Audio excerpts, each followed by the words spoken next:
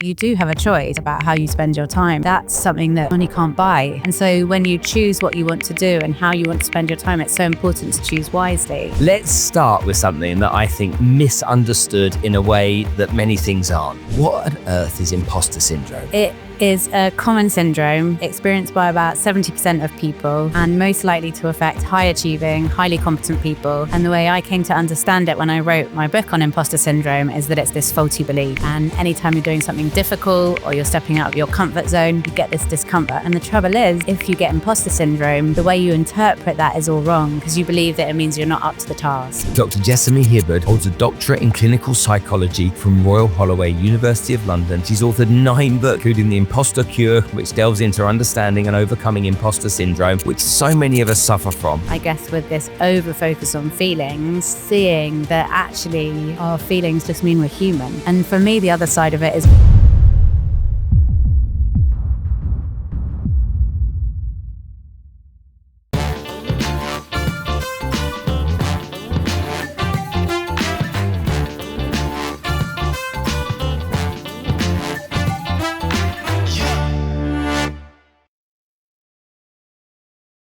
This episode is proudly sponsored by Allsopp Allsopp, Dubai's leading and largest real estate brokerage. Now, with over 16 years in business, Allsopp Allsopp have transformed the real estate experience for thousands of buyers, sellers, landlords, and tenants. By leveraging cutting-edge technology and data-driven insights, they are the consistent driving force behind the growth of Dubai's real estate sector. Their unmatched expertise and industry knowledge empower clients to navigate the market with confidence, no matter what their needs. Committed to finding your perfect home, they, without exception, ensure your real estate experience is as seamless as the property itself. Whatever your property needs, keep moving with Allsopp Allsopp, the trusted choice in Dubai real estate. Jessamy, thanks for coming to join me on the show. thank you for having me on the show. Let's start with something that I think's misunderstood in a way that many things aren't. What on earth is imposter syndrome? Well, it is a common syndrome experienced by about 70% of people and most likely to affect high-achieving, highly competent people. And the way I came to understand it when I wrote my book on imposter syndrome is that it's this faulty belief. And anytime you're doing something difficult or you're stepping out of your comfort zone, you get this discomfort. And the trouble is, if you get imposter syndrome, the way you interpret that is all wrong because you believe that it means you're not up to the task or that you're a fraud in some way. And you think that if you were confident or you knew what you were doing, you'd feel differently, instead of recognizing that this is a really normal feeling that we all experience. It's part of being human. So isn't everything you do for the first time abnormal? Yeah. And that life is a process of adjustments. You know, as humans, we have evolved to be adaptive and to adapt to our experiences. But I think we forget that sometimes. And with imposter syndrome, when you really care about what you're doing and you really want to do well and you think everyone else is doing brilliantly, when you get those feelings, you misinterpret that, and that's the problem. And where typically then does it drive somebody with imposter syndrome? Does it drive them into just a fear-based scenario that becomes overwhelming and creates anxiety? Or is it even more than that? I think it depends on the level of it. And that's what's interesting, how it runs on this continuum from affecting you in certain situations. So say, for example, my work as a clinical psychologist, I've always felt really comfortable in my work and I love seeing people one-to-one. But when I stepped outside of that and started doing things like this or public speaking, then I suddenly had this feeling, why do they think I know what I'm talking about? It was out of my comfort zone. And I wasn't sure they got me right. It didn't quite match up with my map of how I was doing. But like you say, it's only when you do those things that you have a chance to see yourself differently. But again, the trouble for imposters is instead of taking on board this new information, they dismiss it and put it down to external circumstances if they do well. So I'd work with people in my clinic and they were outwardly incredibly successful, but internally they felt completely different. And despite getting promotions or, you know, kind of doing well in their business, they couldn't take it on board and realize that this was them that did it. They'd always say to me how lucky they were, or it was the team, or, you know, they just really liked me. And all these excuses get in the way of seeing that actually you've played a part in it. And is that culturally different? Because we're British and, you know, we don't like to rah-rah about how great we are. And so do we do we as Brits maybe lean more so into this kind of like putting it out there rather than making it us? I mean, you've been here doing talks here at the festival, yeah? So you sit in a room and there's I don't know how many people in the room, 100, 200 people in the room that are sat on chairs eagerly waiting to hear what you've got to say with the interviewer asking you questions. Do you sit there thinking, why would they want to listen to me, you know? Well, the good thing about writing the book is it very firmly put those thoughts to one side and made me see things differently. But I think you're right in terms of that kind of cultural impact, also historically, how society views things. And like you say, as British, we're very kind of told not to boast and not to get too big for our boots. But I think culturally that is really quite similar. You know, coming here, it's about being humble. And when you think about, say, how imposter syndrome will affect different groups, particularly those underrepresented, again, the history behind that plays into it. So it's on multiple levels. But what's interesting, having done the research on this, is how it doesn't discriminate. It is across cultures, across gender, across groups, from students to CEOs. Including age groups? Yeah. Exactly the same all the way through? Yeah. Because that was a question I had. You know, is it more so now than it ever was before? I think you're right about that there's an increase in our self-scrutiny.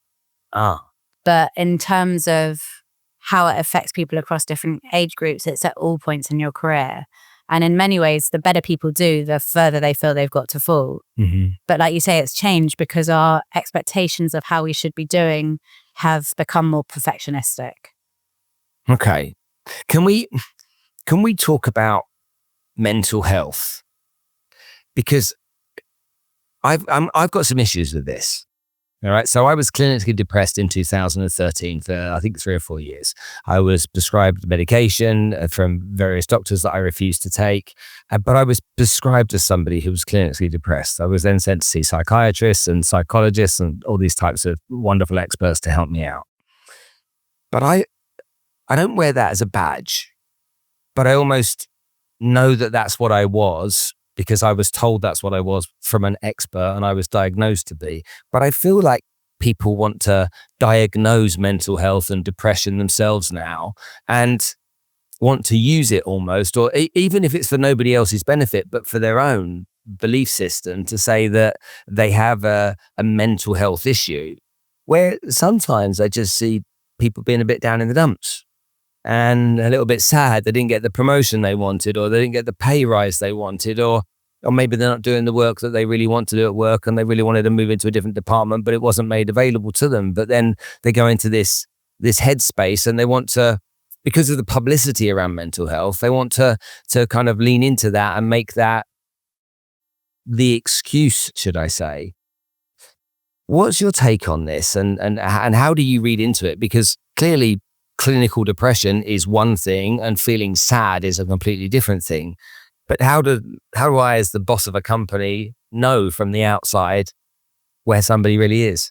Yeah, I think it's a really interesting question with multiple layers to it. And so the first part of what you're saying and how I kind of think about it with the people I work with is, you know, what's going on in your life that's led to that point. And so if you're having a really difficult time, then it's a normal reaction that you wouldn't feel good going through that. But that's not to say that that reaction isn't horrendous. And I'm sure when you experience depression, you know how dark a place that can be. And I suppose on the other side of that is this amazing change in how we understand mental illness and mental health. And when I think back to when I first started in clinical psychology, it's so different. But perhaps there's another side to it that is this kind of increased focus on our feelings and this idea that thinking about feelings is always the right thing to do. And that perhaps when you hear of these people who are diagnosing themselves, I think it's being careful not to minimize what they're going through. Because, you know, when you look at kind of the research, say, of people phoning helplines, apparently the statistics, I'm not going to be exactly right, but about 60% are talking about self-harm, suicidal thoughts. So the level of pain is not imagined. And when you hear about all of these things or you're going through a difficult time, the trouble with thinking about those things is how it can then amplify your feelings and leave you feeling really stuck.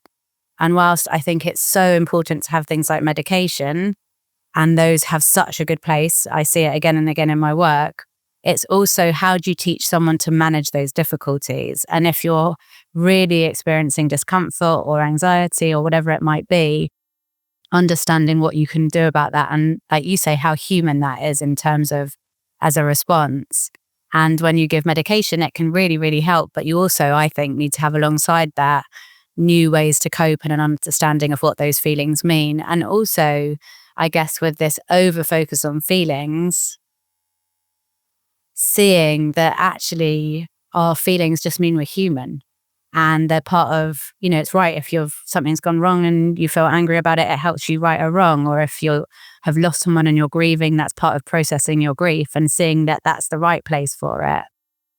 And that this other side, and the kind of final part of it in some ways for me, is this expectation now that we can be permanently happy and that we should strive for happiness and we shouldn't experience negative emotional states, and that if we work hard enough and do the right things, we can have an amazing life. Whereas actually previous generations, I think, recognized how hard life is and that those good bits are meant to be savored and are amazing, but we can't expect them all of the time. And it's not that that's our fault when we go through those times. It's that that's how life is. And I think this shift in what we expect also plays into it. I'm 54 years old and I look back on me growing up and even until the last 10 years. And if I was to consume anything, it would be in a conversation like I'm having one with you right now with any number of people, or I would be in the movie theater, or I'd be watching something on TV. And back when I was a kid, there were only 4 channels on TV. And so whatever was on at 8:30 at night, you watched. It's not like you have now this opportunity to watch whatever you want. And then I look at social media, and I don't want to do that whole old man poo-pooing social media thing because it's very easy to do. And I'm on social media all the time and people follow me. So I have to be really careful about that. But I think about if I like Formula One, if I like books, whatever it may be, a particular subject, that social media channel and all social media channels will feed me more and more and more of what interest I have. And if my interest is in considering suicide, then I will then get fed incessantly more and more and more of that type of stuff, which will only then reinforce and cement potentially my feelings about that particular matter. It will side with me rather than side against me in what I believe in. And so now I don't go and watch TV at 8:30 in the evening because I've finished dinner, finished work, had a shower, put my shorts on and put the telly on. I'm now in every spare moment of my life getting the opportunity to consume something to reinforce my whatever. How much of an impact is that really having, or am I just exaggerating it for this conversation and this question? No, I think it has a huge impact. And like you say, of course, there's a good side to social media, but how you use it is really crucial. And the information that you expose yourself to, that makes a massive impact. And like you say, it's this amplified confirmation bias of what you're currently feeling. And if you're not in a good place, it feeds that. And that's really problematic. But not only that, that time where you're on your phone is also time when you might previously have been going and doing a hobby or kind of seeing friends in person or, going out for a walk or watching TV, like you say. And along with your phones taking up your time and attention, they also steal all that time for experiences and that kind of natural inoculation against difficulty, as well as exposure to different views and different kind of ideas about life and a chance to kind of shift your thinking. And if you think back to where we started, that humans are shaped by experience, we're losing so much of the psychological benefits as a result of not doing those things. And more than that, no chance to boost your mood, more time to think about it. And like you say, it's like digging to get out of a hole. I find that really sad because there's no way of stopping that. It doesn't matter whether Australia brings in a law and says no social media to kids under the age of 16 or not. Kids under the age of 16 are going to use social media because they'll find a way. If you can't stop me being fed stuff that's going to feed my mentality, my victim mindset, whatever it may be, if you can't put a stop to that, then that's a real threat no matter what. So as a psychologist, how do you then say, oh, well, how do you circumnavigate that with people you work with? Like you say, it is a threat and it has a very negative impact, but I think I would be more optimistic in terms of what I think can change, and that although it's really difficult to go against it, you do have a choice about how you spend your time. And in a way, that's something that, money can't buy, time. And so when you choose what you want to do and how you want to spend your time, it's so important to choose wisely. And that you don't have to be on social media on the time, or you can be on it for kind of set periods, but also on the other side of it, what these corporations are going to do about it. And it makes me think about, smoking or alcohol and how our views on these things have changed and the narrative around those things have changed. And that can be such a good thing. But it is a big tide to go against. And like going back to what you said about growing up, I think the same. When I grew up, didn't have to worry about any of those things. You were outdoors, doing stuff, being an idiot, making mistakes, embarrassing yourself. That was kind of a natural inoculation against life and many experiences of difficulty and things going wrong and getting a chance to learn that. And I think that's the key. Like, how do you learn to tolerate frustration, manage uncertainty, get through difficulty without kind of avoiding and keeping away from it because you start to fear it? Okay, let's lean into employers and employees. We see now that there's in the West, there's been a lot of effort being put into understanding wellness in the workplace. And I think a lot of it's been misunderstood because I think a lot of companies have gone into the tick box mode, a little bit like the greenwashing mode they've gone into from an environmental point of view, rather than really trying to understand what it is. So a business owner has got, I don't know, let's keep the number simple, 100 employees, and he cares that the team perform really well. He cares that they make more revenue and create more profit in his business, and that's what he cares about. So we know that's what his care is. The HR department care about the people. They go to the CFO and they say to him, we want to try some of these initiatives here. There's some things that we want to do. We want to bring in some experts to help deal with and analyze stress within the business and stuff like that. The CFO goes, well, how much is that going to cost? The CEO goes, I don't care how stressed they are. I care about them making money at the end of the day. And if they leave, then we'll have to replace them. And that's a very common thing that we see. Yeah. For me, it's bringing those two parties together to say to that business owner or to that CFO, can I show you how much this is costing you? And then show him a solution to that. But I don't believe that's really what's happening. Tell me what experience you've had around the corporate side of things and understanding businesses and the challenges that they face from a mental health point of view. I think that as you've summed up, there's all these conflicting issues. And so there is this kind of point that comes from a good place in terms of understanding that we need preventative care and that we need to increase understanding and give people the chance to kind of get to know themselves better and know what works. But at the same time, the priority for most corporates is how much is being made, and that in a way, there's a queue of people waiting to take that spot because they're seen as enviable positions to be in. And so I think it depends very much on the corporation.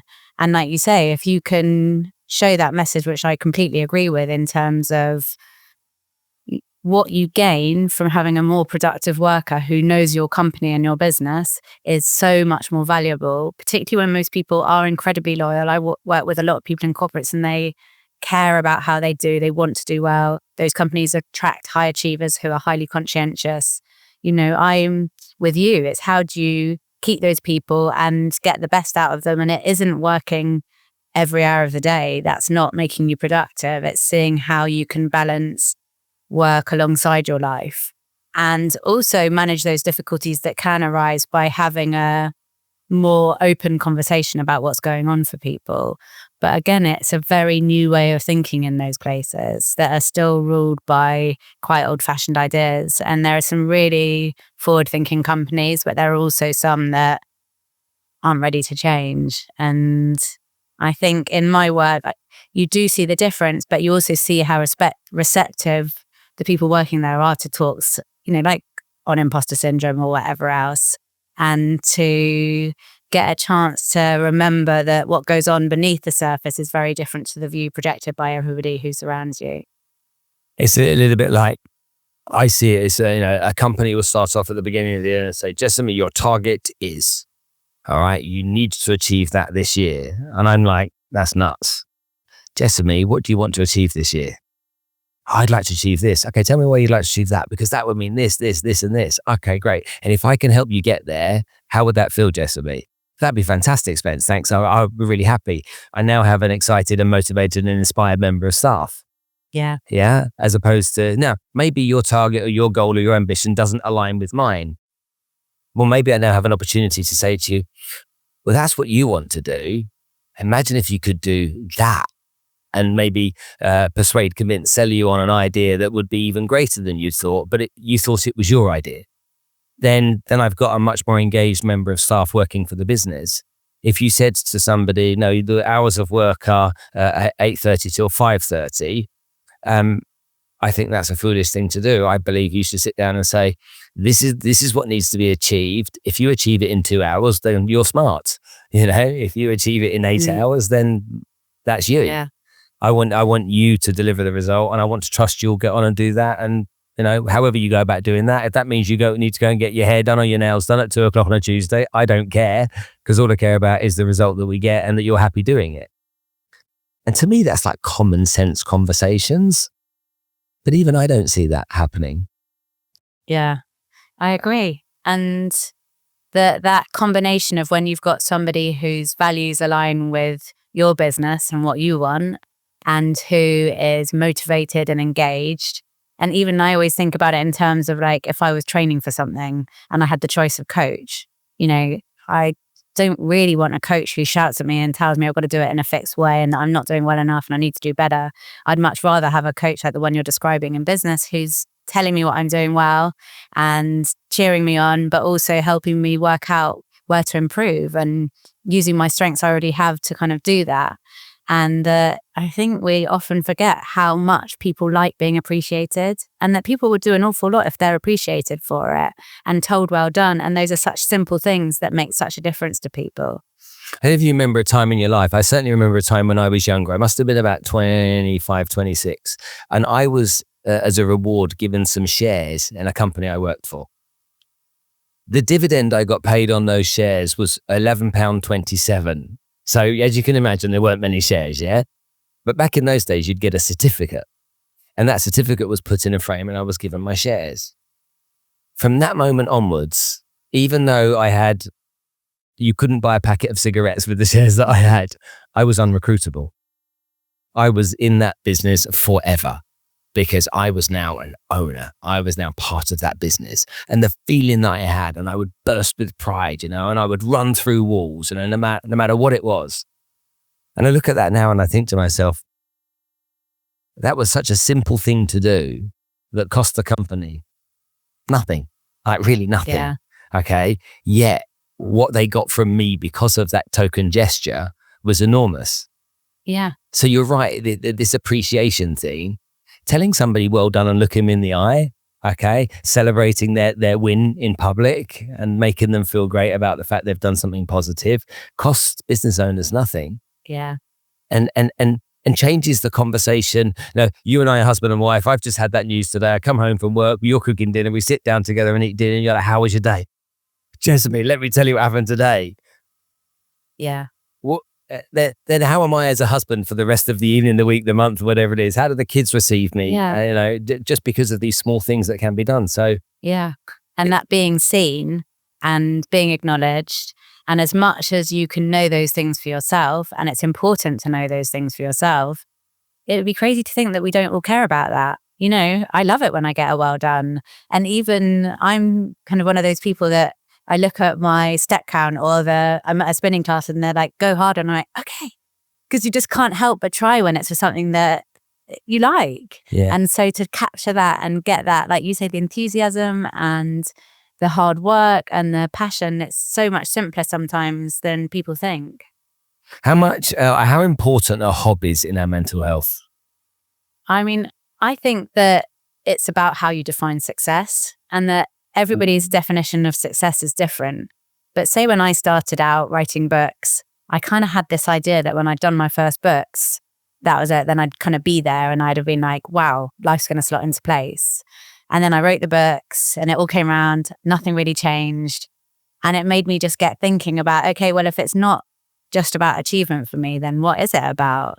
And for me, success is this multi-layered experience of my family, my work, my hobbies. And for me, I feel successful when I'm managing to weave those things together. And everybody's will be different, but working out what it means to you is really important. And personally, my success would never just be linked to work. But perhaps for some people it is, because that's their measure of what's important to them. And I guess it's seeing that when you choose what that is, you also recognize what you're gaining because of that, and also what you might lose out on. So perhaps if I wanted to be focused solely on work, I'd have a different type of career to what I have as a kind of person who enjoys their work and being a mum who can pick up and drop off at the school gates. Your dad didn't think you would do as well as you did, and didn't say it so much in those words. I think the words were, I didn't expect you to be the one. Is that correct? Yeah, that's exactly right. And how did you feel when your dad said that to you? Well, the thing is, he was right. And if you spoke to any of my teachers at school, I was the person who kind of left it to the last minute. And, before I went away to school, I was the person on the bus finishing off their homework. And until I found psychology, I wasn't a very engaged learner. It wasn't until I found something that really got me excited and was interesting that it made a difference. And so I suppose when my dad told me that, it wasn't so much of a surprise. And I'm really fortunate my parents are incredibly supportive, but they were totally not into the idea of psychology, and they didn't even know what it entailed. So when he said that and I went on and did those things, I think there's this one part of me that gets it and another part of me that has always been kind of driven, not solely, but in part to kind of prove people wrong. Well, that's an interesting point, to prove people wrong. Prove people wrong or prove somebody very close to you wrong? No, I think and maybe even when I say that out loud, it's about proving to myself in part that that's the main marker. And that when I was at school, I didn't do as well as I wanted to. And so I think in part it was like, well, I thought I could do this. Can I do this? And setting those things to see if I can, and to kind of almost, maybe it was showing myself. So when you said I didn't do very well at school just then, and my instant reaction to that is, so what? You've written 9 books. You're extremely well educated. Academically, the roster just goes on and on and on. You've gone on to forge an incredibly successful career. How could you be anything other than a shining example of your industry, your world, and crossing over into other industries? Because there's people out there that dream of writing one book. I wrote one book. It was awful. It was painful. It was really difficult, but I was told I needed to do one. And I was told, if you're an author, then you're an authority. And that can be your business card. And I was like, oh, right, okay, fair enough. But then I started on this journey. You wrote 9, and I'm sure there's more coming. Yeah. There's another one coming. And so, do you consider yourself to be a successful author? I certainly see myself totally differently now. So when I was 18 and I got my A-levels results, it was just that kind of not aligning with my expectations of what I thought I could have done. And also feeling like I hadn't, I suppose maybe comparing myself to other people who had done well and questioning where it would lead me to next. But I suppose what I've been so fortunate with is finding psychology. And once I got onto that path, even though I did deviate off it a few times on my way to kind of getting onto clinical psychology, then I found the thing that was my purpose and felt meaningful. And since I've been on that path, it's been really different. But I suppose it's funny coming here because you get to hear different stories of how people got into writing. And mine was never about being an authority. Mine was that I was doing the clinical psychology training and I just heard these ideas and I was like, this is really helpful for me. But I'd never heard of it before. It was only because I was lucky enough to be training that I knew about it. So I just thought there should be a book on this. People should know about this, not just for if they have depression or anxiety, but to feel better more of the time. And again, it wouldn't have been expected for me to write a book. So it took the pressure off because I was like, well, I may as well try. I think this is a good idea. I want to see if it can happen. I don't want to be looking back in 10 years and be like, oh, I had a good idea about that, but I didn't do anything about it.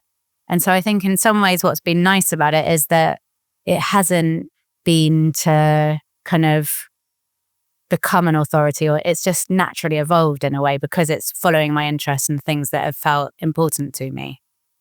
Why are you playing it down?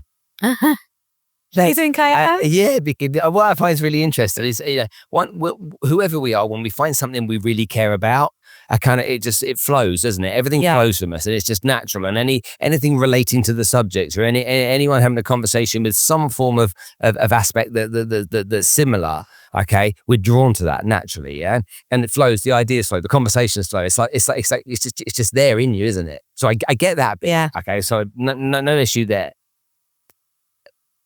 Who you were trying to prove something to, I don't know. And you say yourself, it could be others. But what I find really interesting is you're being humble about being phenomenally successful. I suppose because I don't feel phenomenally successful. What is it going to take? I suppose in a way, and perhaps in part, it's like not measuring myself on those things, Like actually what's most important to me is, am I doing the things in my life that I want to be doing and showing up for the things in the way I want to? And I know you're shaking your head at me. No, because you are. Because you're full of contradictions because you love recognition. Yeah. But I suppose in a way. You'll say what you just said. Okay, that's a cliche thing to say. What you said earlier, okay, which we all love. We love recognition. We love someone to give us a pat on the back, a high five, look us in the eye, say, you know what, you matter. I'm super impressed. Okay, wow, yeah, because it makes us feel good about ourselves. So we all want to be measured by that. But I get that in my work every day. That's the difference. I have this really privileged position where I get to work with people, be alongside them as they make changes. And I always joke that it's a good job I do that because I do like that recognition and I want to work hard and make a difference to people. And it's amazing to be appreciated for doing that. So in a way, I get it more than most people because I get to work one-to-one with people. So apart from being a mega successful author, you're also getting reinforcement every single day with the work that you do about how bloody great you are.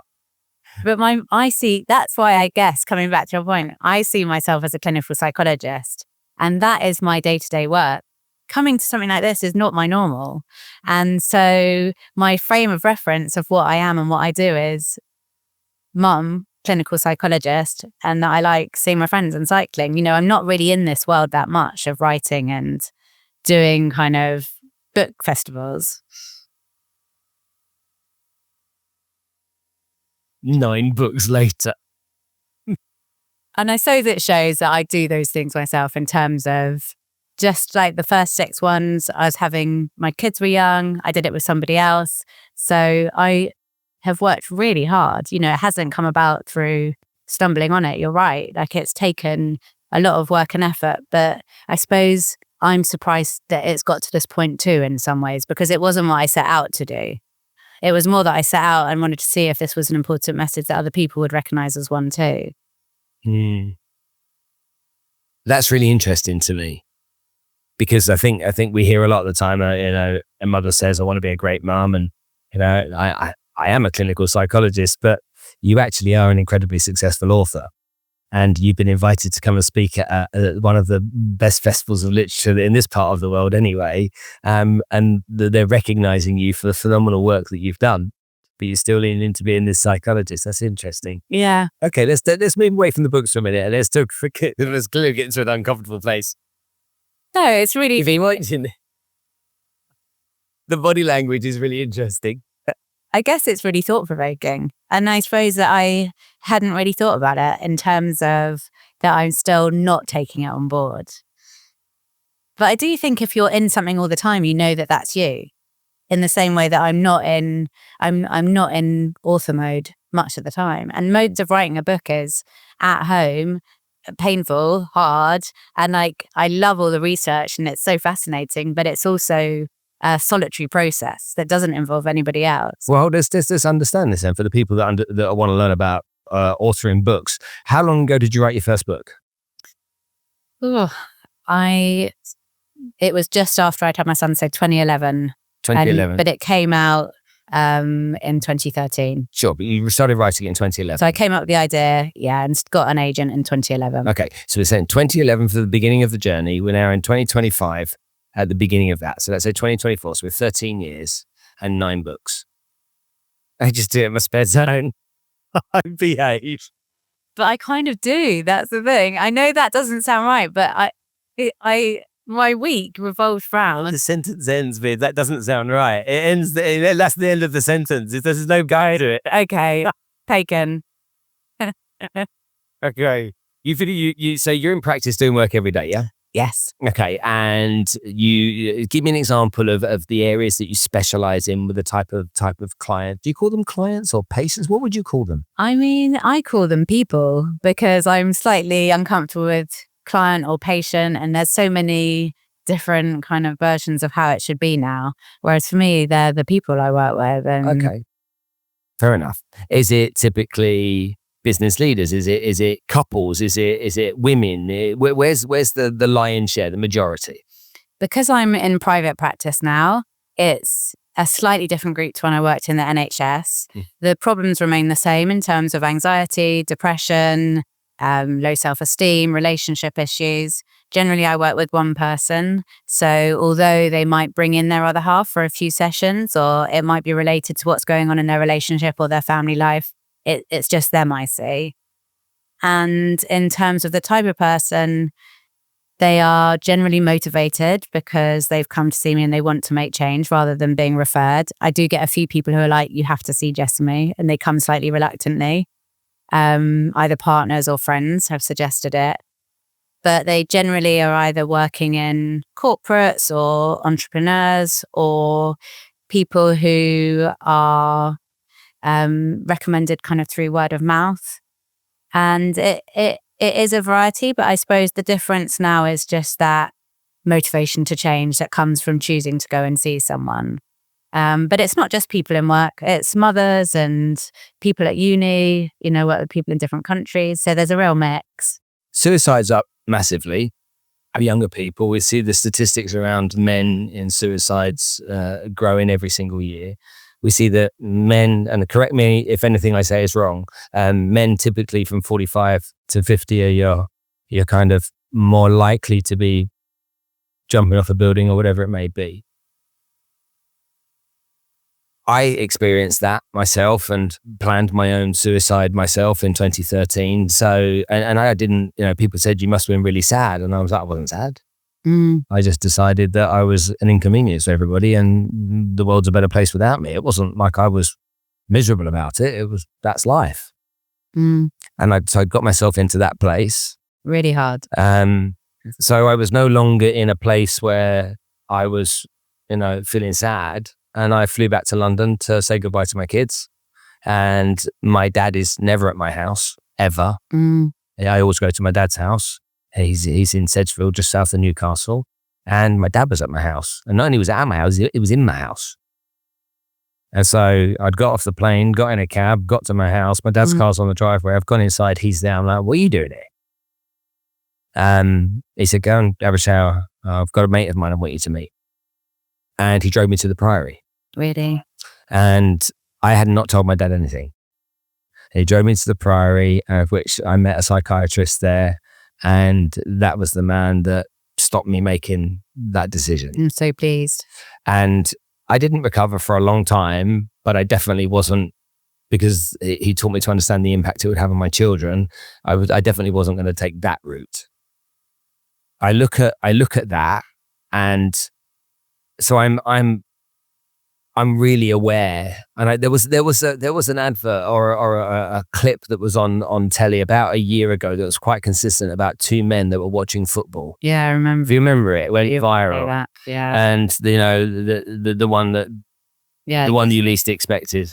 Goosebumps. I can imagine it does. And so when I see that, I look at that too. And sometimes when I see videos of people that have taken their life and how happy they are and how good they are with their kids and stuff like that, it gives me the heebie-jeebies. Yeah.